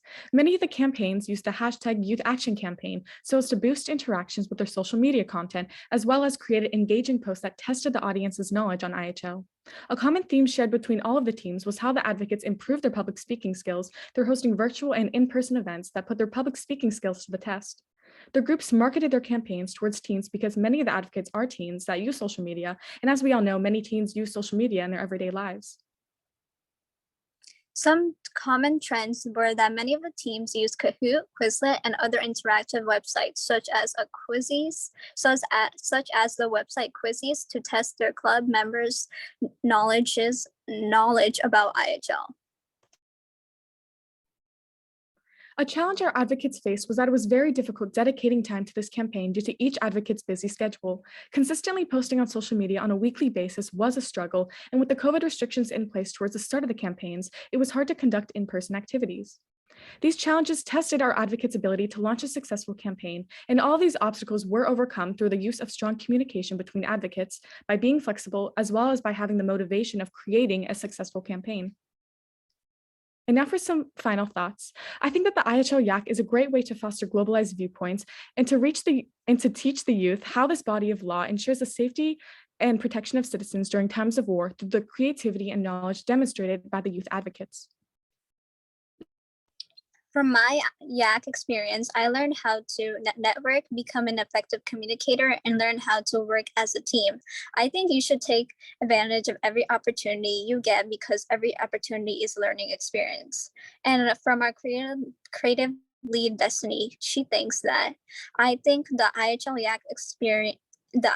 YAC is a perfect way to help people around the world and to let them know how IHL rules work so they can help others too. Thank you for listening, and now we would like to turn our attention to the Asia Pacific Division. Thank you so much for the great presentation, Arya and Yasmin, and now we'll be moving on to the Asia Pacific Showcase consisting of Japan and Korea.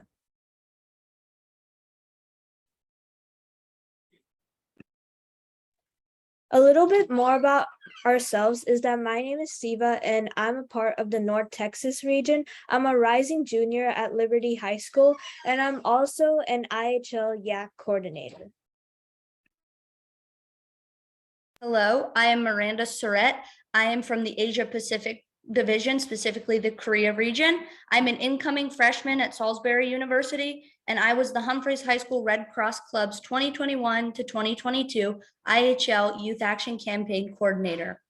I'd also like to give some information on our creative lead, Luke Fitzmorris. He is from the Los Angeles region. He's an incoming UCSB freshman. This is his third year with the IHL YAC program, and he was an IHL YAC team lead. We thank Luke for his help with our presentation.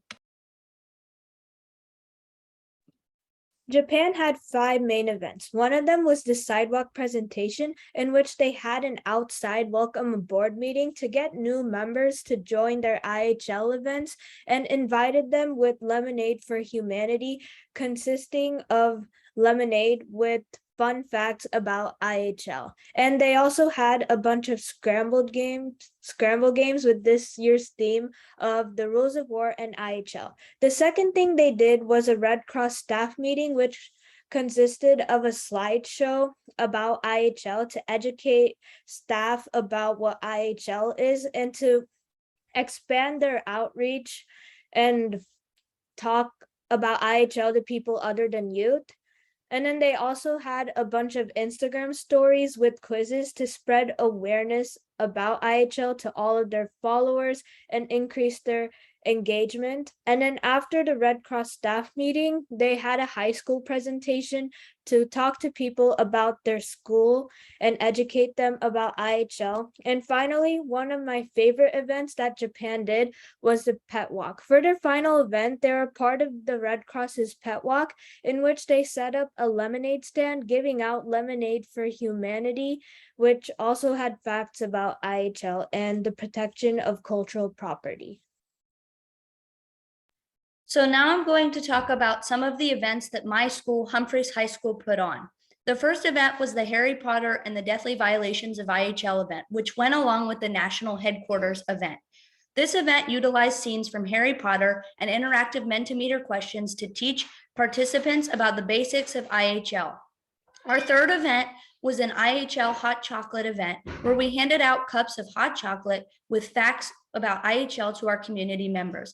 This event was not only to gather participation in IHL and information about IHL to the youth, but also to get it out to the military community on Humphreys. Our third and final event that we put on was the Marvel Heroes Assemble IHL event, where we used scenes from Marvel movies and active Mentimeter questions to teach participants and JROTC cadets at our school about protection of cultural property and principles of IHL. So while the JROTC cadets at Humphreys High School participated a lot in the Red Cross Club's events, they also put on some of their own events. The first event they put on was an art competition, which had the theme of protection of architecture. You can see some of the top 5 pieces at the top there. Along with the art competition, the JROTC cadets at our school created PowerPoint modules and Jeopardy training, which were given to their fellow cadets on Fridays to try and teach the local JROTC cadets about IHL.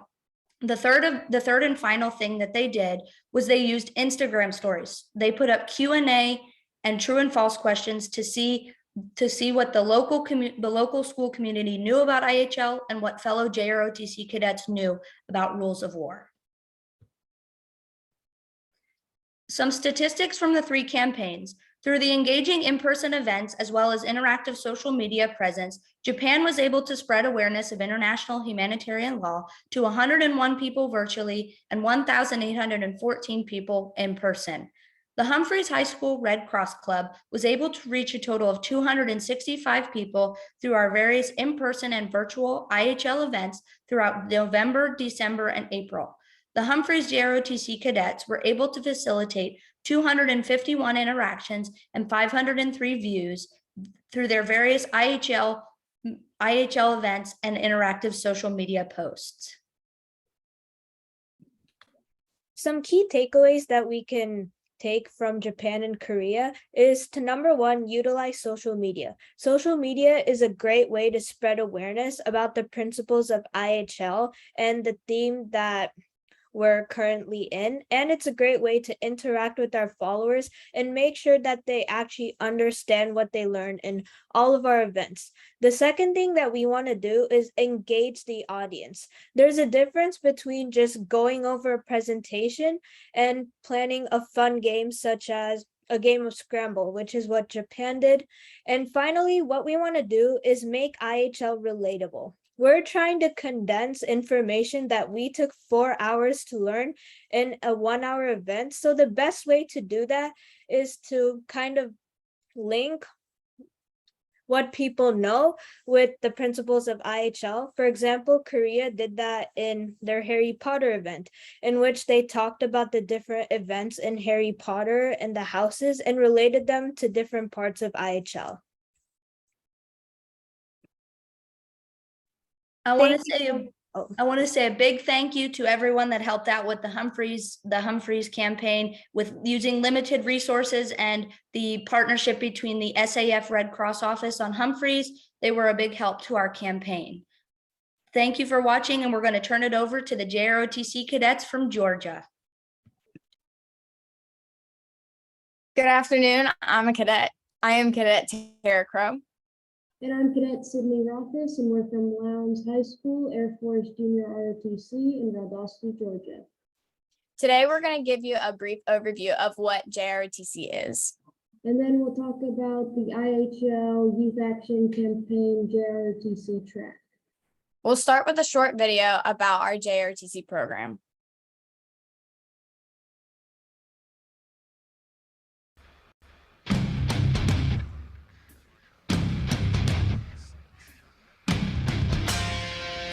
If someone wrote a book about your high school life, would anyone want to read it? The stories of tomorrow are being written today in JROTC. You'll do more in 4 years than most people do in a lifetime. If you're ready, check out Lowndes Air Force JROTC.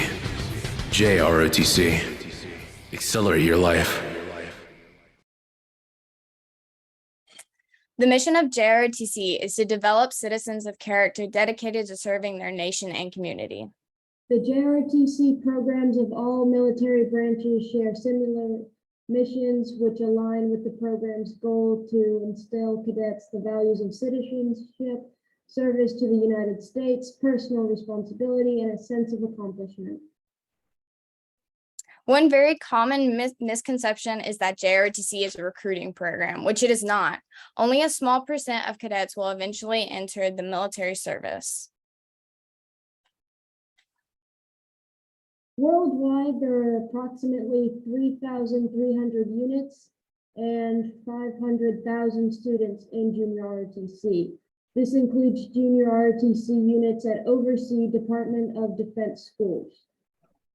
JROTC offers nationally accredited classroom instruction in such topics as aerospace, naval, and military science, world cultures, life skills, leadership studies, personal finance, and health. This produces a well-rounded student ready for all post-high school paths. The junior ROTC programs in all branches also offer a variety of extracurricular activities that emphasize on teamwork, leadership, academics, STEM, community service, and citizenship. This is where much of the cadet learning takes place, and this is also one of the main attractions for the program. Year after year, school principals and superintendents give JROTC high remarks in increasing attendance and graduation rates, reducing discipline problems, and developing students into responsible members of society. This happens because the programs are modeled on the time-tested structure of military training, setting high expectation of their students, and providing an environment where students are supported and mentored.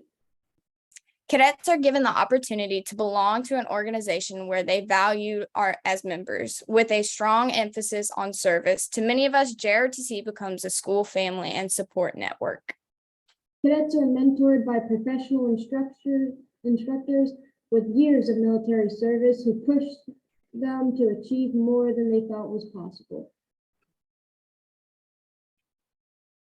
In summary, all JROTC programs of the Air Force, Army, Navy, Marines, Coast Guard, and Space Force are dedicated to shaping the future one cadet at a time.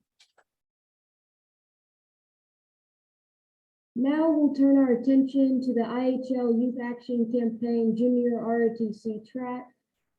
We'll discuss what the track is, how JROTC units participate, and what JROTC units accomplish.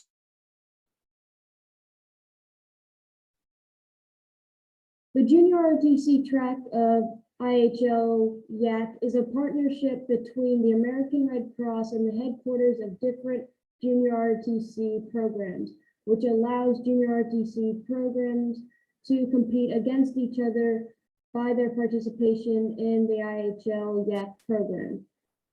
This year was the program's second full year. JROTC units sign up online to participate, with their instructors normally serving as the team's coach. The coach trains the cadets on the basics of IHL, which are often called the laws of armed conflict in Junior ROTC, and the Youth Action Campaign competition. Cadets then plan, develop, and execute their campaign, using it as an opportunity to educate their school and community in IHL. Cadets continuously report their accomplishments online to the Youth Action Campaign program. At the end of the competition, the cadets submit a summary project in the form of a video or a presentation highlighting the reach of their campaigns.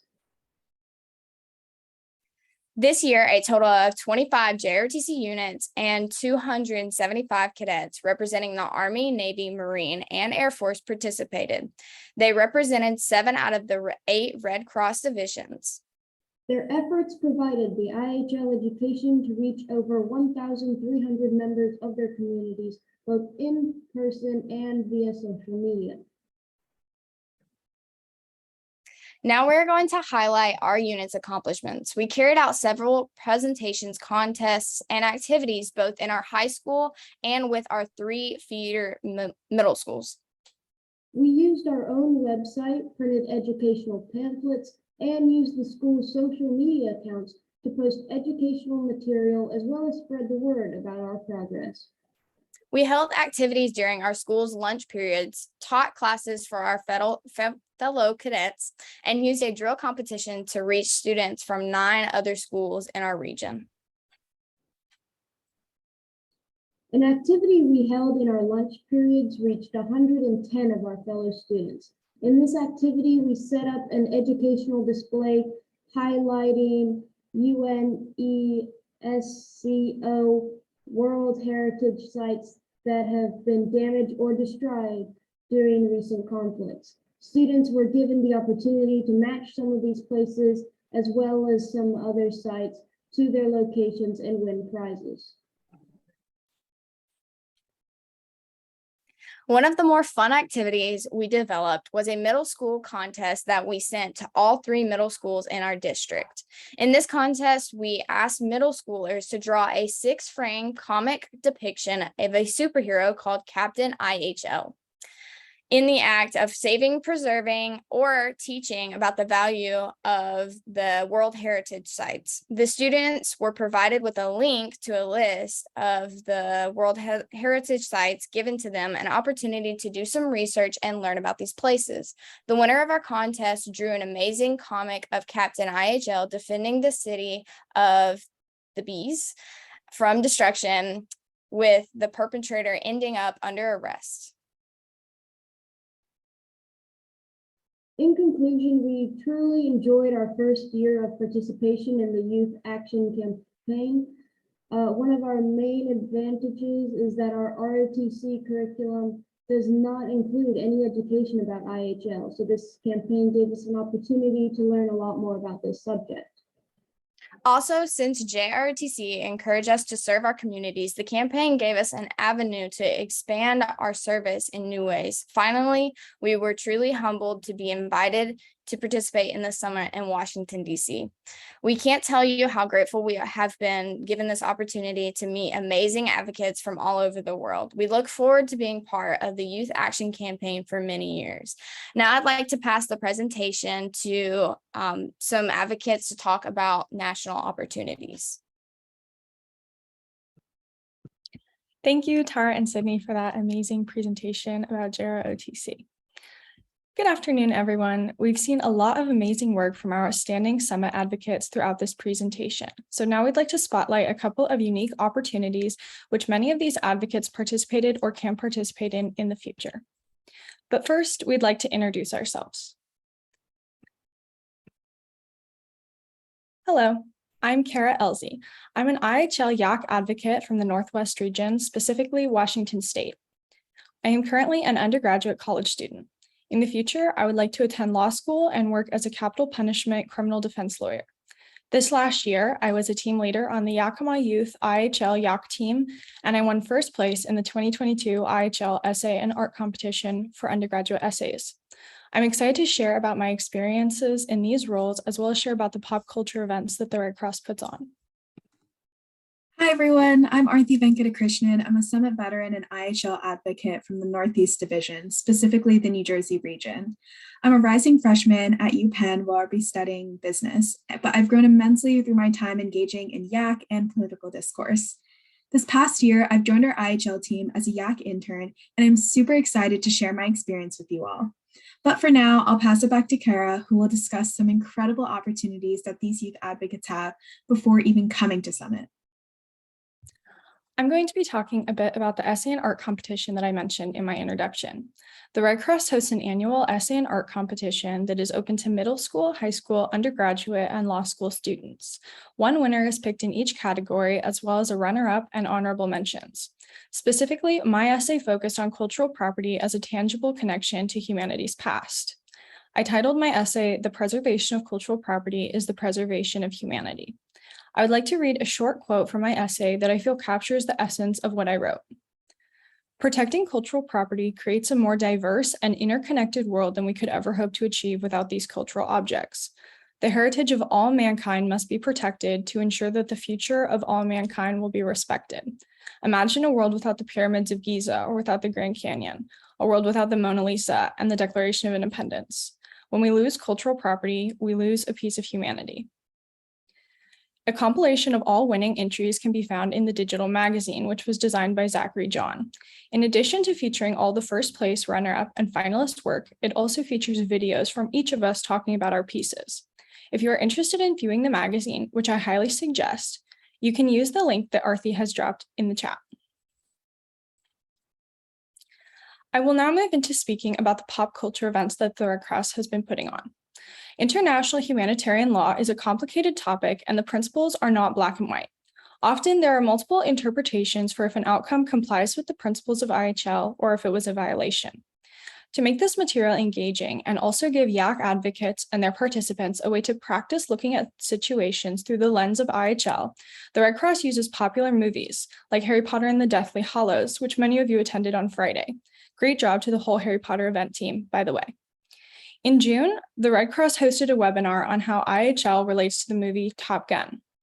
Top Gun opens in the Indian Ocean when the radar signal of an enemy fighter plane is picked up. Although the movie does not clearly define which country the enemy is, we can assume based on certain characteristics that it is, in fact, a state armed group, not a non-state armed group. Because of this, that would mean that an IAC, or international armed conflict, is happening.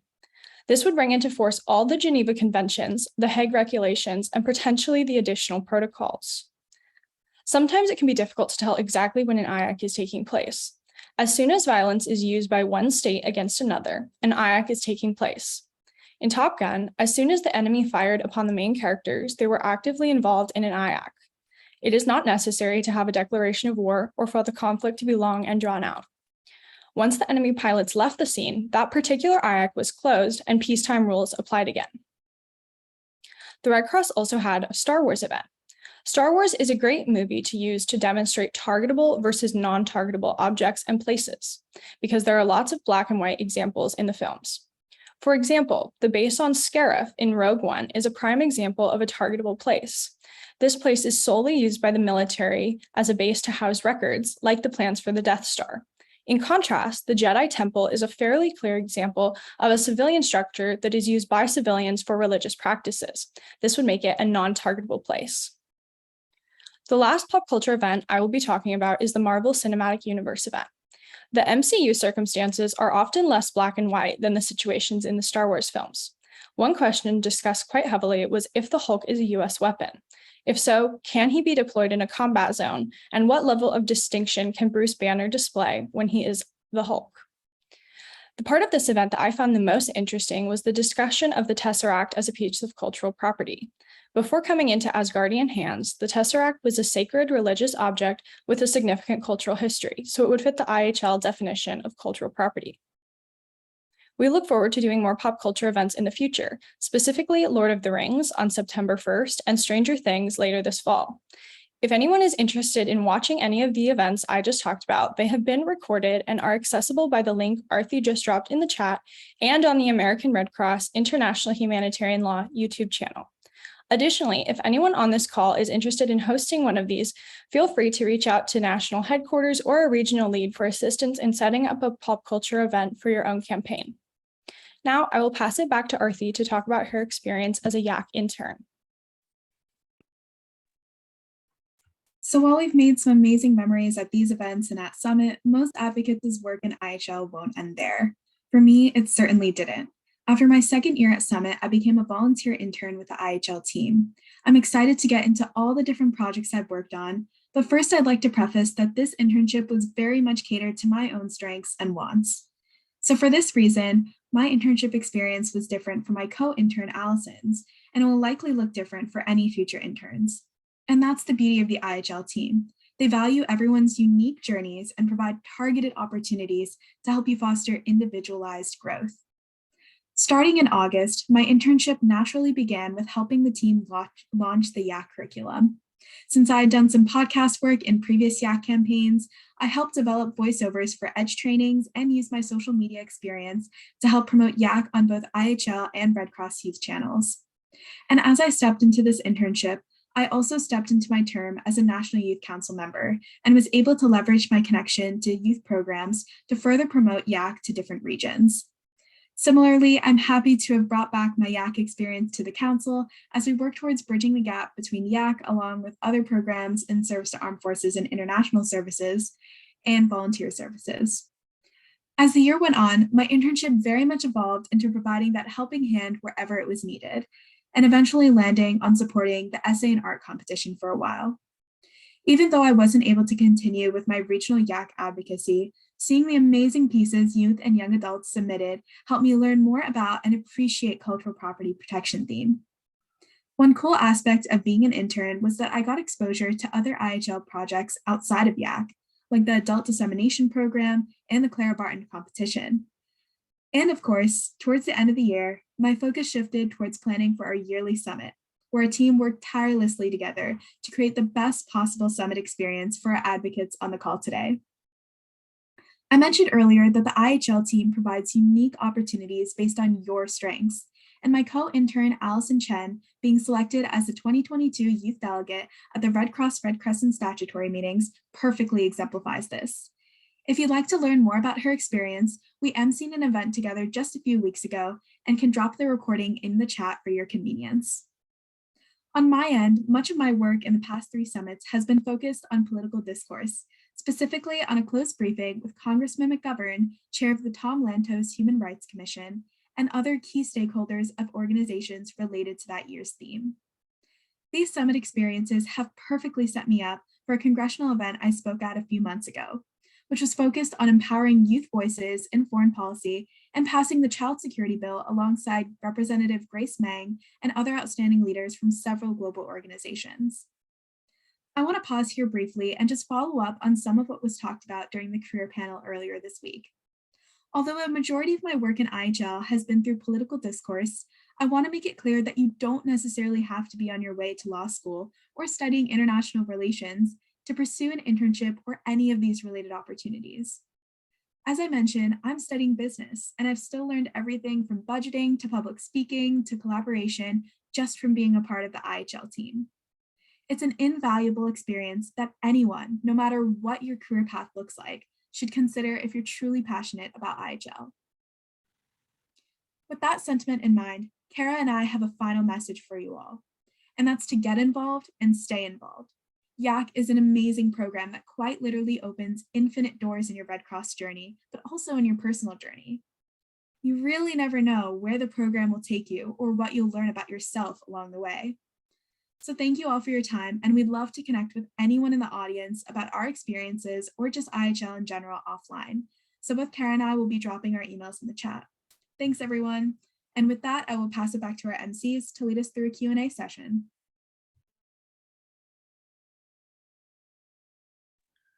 Hi everyone, so amazing presentations everyone. It was really cool to see all your different work from across the globe making a real impact on IHL in your local communities.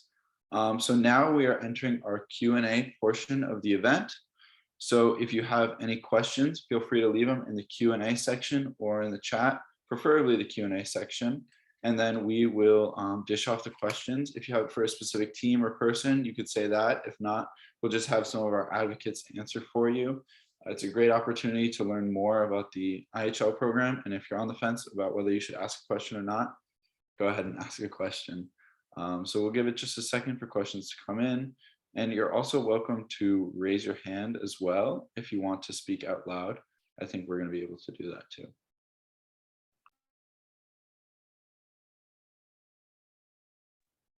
And also, we are taking questions for the JROTC program as well, even though they're not on this map.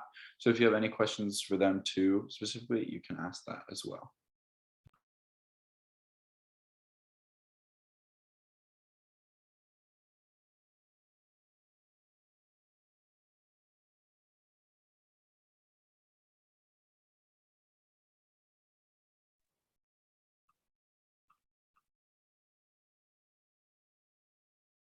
So one of the questions that we had was to the Swarm team, which was asking how they plan to create links to the coming year's topic. And it said that lots of youth cared about the environment, but may not be aware of IHL's role. So Emily, if you're still on the phone, do you want to share what your response was aloud? Yeah, definitely. I can share. So what I put is just kind of agreeing that creating these links to IHL are definitely going to be applicable this year because, like it was mentioned in the question, a lot of youth might not be aware of the connections between conflict and the environment. But definitely emphasizing that a few of the events that we mentioned in our presentation, like the movie nights and board games, can still be really effective in communicating the principles of IHL, but also just acknowledging that every single year advocates and teams continue to use their creativity and come up with new and exciting activities that are, never before done. So we're definitely really looking forward to seeing some new campaigns and what they'll come up with to really immerse themselves in the topic this year. Awesome. Thank you, Emily. And then the next question that we had a bit earlier was from Michael, and it's a really good question, which is how would a new volunteer, which I hope many of you are interested in is how would they actively, or how would they stay involved in the IHL youth campaigns actively? And how would financial constraints or a lack of transportation like limit or get in the way of their involvement? And what does the Red Cross do to, I guess, help with that? So maybe one of our interns wants to help with that question, either Allison or Arthi. Sorry, do you mind repeating the question? That just cut out a little bit. Yeah, so how would a new volunteer get involved with the youth action campaign? And also how would financial constraints or lack of access to transportation play into involvement? And, could they still be involved if they have troubles with that? Yeah, absolutely. So I think for this particular individual, Larissa kind of took care of this already by just dropping your email in the chat and just getting connected with us. We can definitely connect you with your regional coordinator who can support you throughout any campaign you choose to do. But really, financial constraints and also just lack of transportation are two obstacles that are highly formidable when it comes to IHL. So I know a lot of the advocates on the call have talked about different obstacles they face, whether related to the pandemic or otherwise. And all of them have still been able to build pretty amazing campaigns, as you can see. So it's a good reminder that a lot of the advocacy is honestly really easy to get involved in, whether that's just posting something on social media and creating something with, a free Canva account that I know a lot of our advocates have used, or even just doing community events where, just within your own neighborhood, putting flyers around, or just, handing out different IHL facts. There's so many outlets for advocacy that certainly any financial constraints or not being able to travel a ton should definitely not be obstacles to that. So hopefully that helps. But definitely that first step is just getting in contact with us. We do have an ihlyouth@redcross.org email that's always a great resource. And I know there's a lot of resources that have been dropped in the chat, and links to websites and recordings and things like that to give you more ideas. But really that first step is just getting connected. Yeah, definitely just reach out and we'll help you out. Not just Michael, but anyone who wants to get involved. And one of the good things that came out of COVID was that we all learned how to use Zoom and worked in a virtual setting. So if transportation is ever an issue, there's still so many online events going on, or you can host your own online events. And like Arthi was saying, social media, or you could do stuff locally. So a lot of different great options there. We have some other questions that I'll open to the floor of advocates and JROTC cadets. If you'd like to get involved, we'd love to hear some of your voices. First question is, what makes you stay involved year over year? Would anyone like to take that?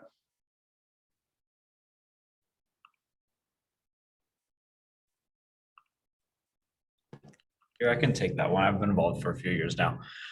So I guess for me, why I come back year over year, you can sort of see the impact, especially now that I'm in my third year of this program. I can see the individual impact that some of my smaller efforts or activities can have.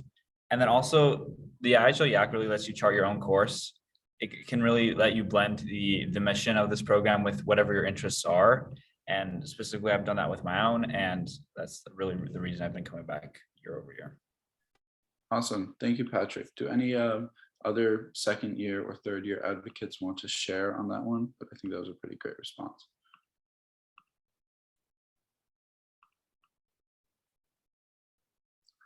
All right, if not, we'll move on to our next question, which is, what advice would you give to a peer who has never been involved in the Youth Action Campaign but wants to get started? And I saw, Tara, you unmuted for a second, and maybe you wanted to share on that one, our JROTC representative. Yeah, so it was a really great first year, I think, and it's definitely something you want to be involved in. Like, just this is such a great community, and I've learned a lot.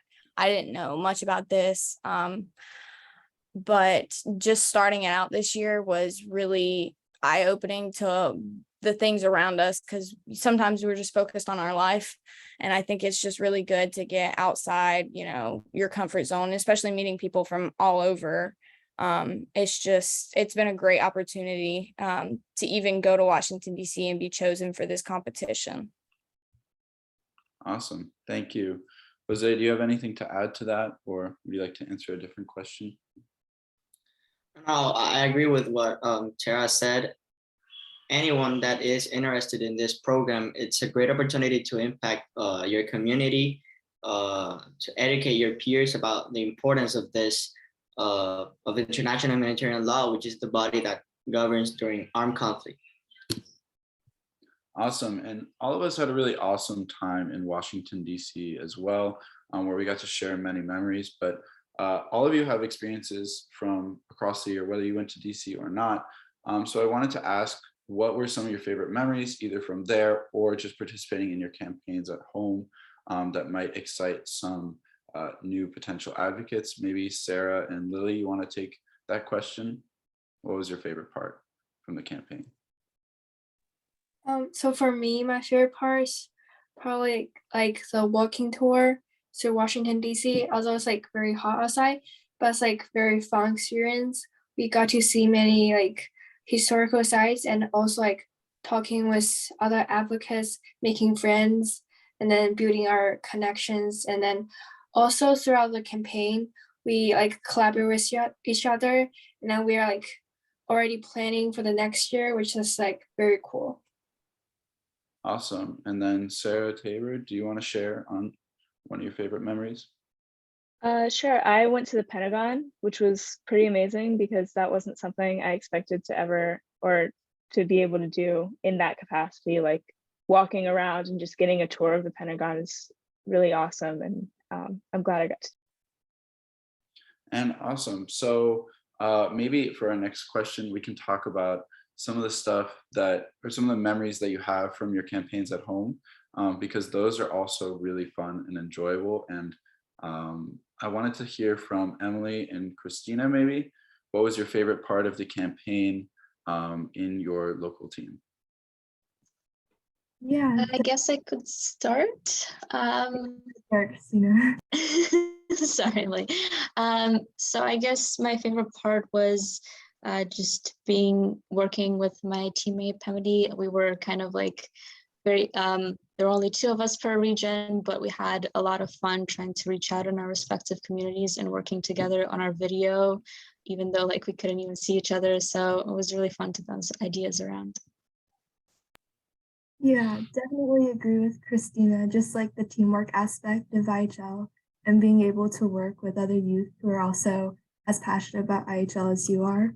And maybe like touching on a previous question, I feel like every single year that you do IHL, you always learn something new, because there always is that new topic, but there's always like that option to be as creative as possible.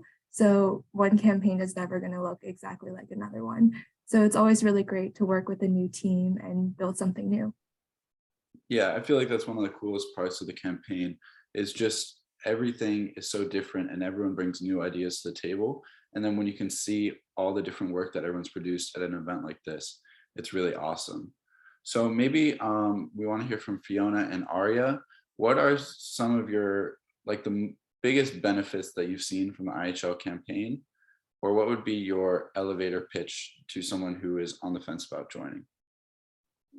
Yeah, I think some of the coolest things about this campaign is that not only do you get to help others and spread awareness about a very important topic, but you also gain a lot as a person. So for the helping others aspect, of course, you're spreading awareness about IHL. This is impacting a lot of different countries right now, and knowing their rights can really be beneficial, and being able to reach out and help them is really amazing and a big part of IHL. But additionally, you also develop a lot of your own skills, such as public speaking, collaborating with different types of people, reaching out to different organizations, and really just looking for opportunities and looking for different ways to help people. So I think that's one of my favorite parts and the most important parts of IHL. Can you repeat the question? Yeah, just what are some of the biggest benefits you've seen from participating in the campaign?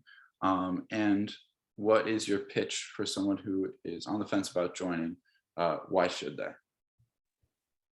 So one of the biggest benefits I've seen in IHL is like my public speaking skills improving and networking with other people, like my communication skills have been improved. And if you're on the fence of joining IHL, I would highly recommend you, like any of you guys joining IHL, because you can grow as a public speaker. You can learn how to host events. You can learn how to like be a leader if you didn't have an opportunity to gain leadership experience before. Awesome. Thank you, Arya. And now my last question is actually not just for the advocates from this year, but also everyone in the audience with us here today. If you are thinking that you are going to participate in next year's IHL Youth Action Campaign, actually, if you are going to participate in next year's IHL Youth Action Campaign, could you give us a thumbs up in the chat? And existing campaigners are also more than welcome to give their thumbs up.